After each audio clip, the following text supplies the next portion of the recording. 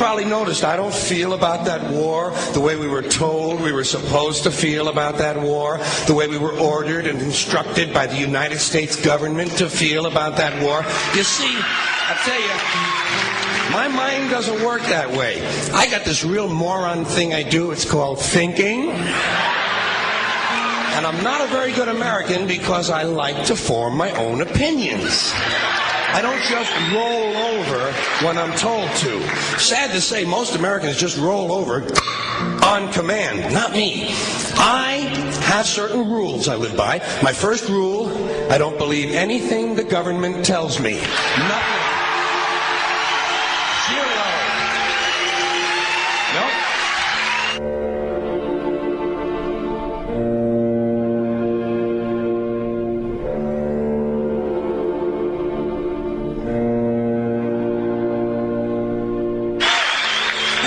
Take very seriously the media or the press in this country, who in the case of the Persian Gulf War were nothing more than unpaid employees of the Department of Defense, and who most of the time function as kind of an unofficial public relations agency for the United States government.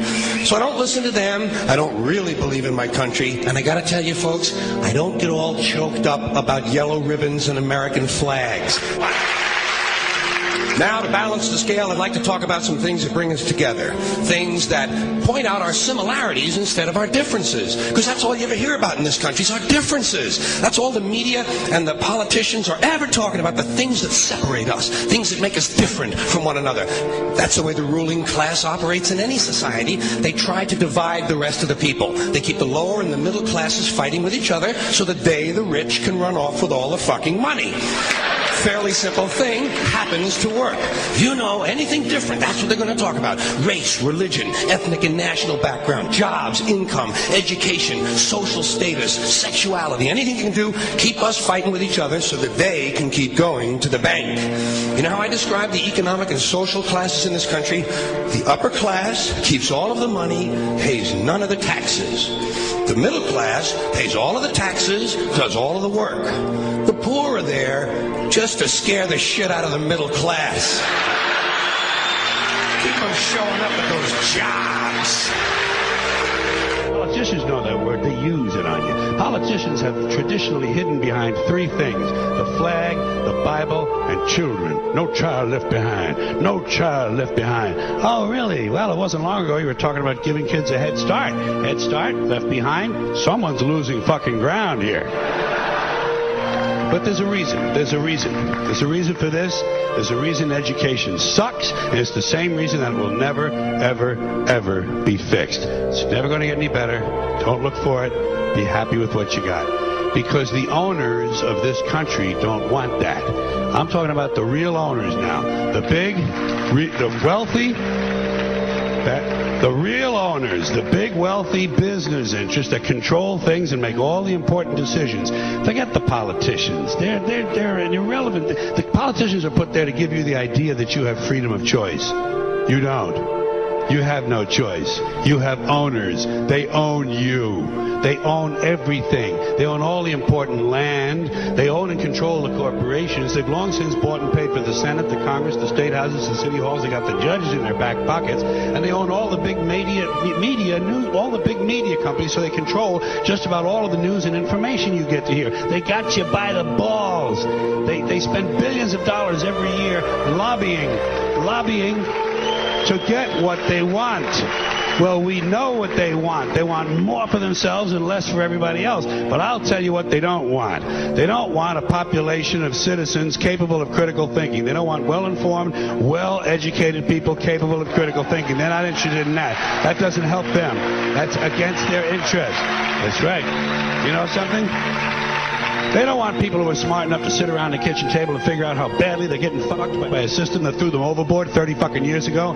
They don't want that. You know what they want? They want obedient workers. Obedient workers. People who are just smart enough to run the machines and do the paperwork, and just dumb enough to passively accept all these increasingly shittier jobs with the lower pay, the longer hours, the reduced benefits, the end of overtime, and the vanishing pension that disappears the minute you go to collect it. And now they're coming for your Social Social Security money. They want your fucking retirement money. They want it back so they can give it to their criminal friends on Wall Street. And you know something? They'll get it. They'll get it all from you sooner or later because they own this fucking place. It's a big club, and you ain't in it. You and I are not in the big club.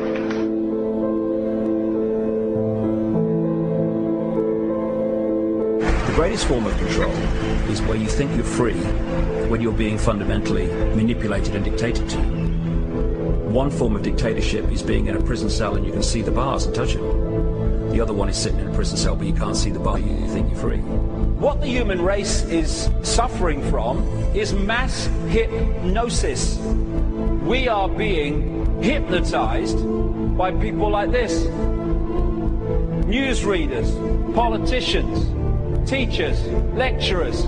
We are in a country and in a world that is being run by unbelievably sick people.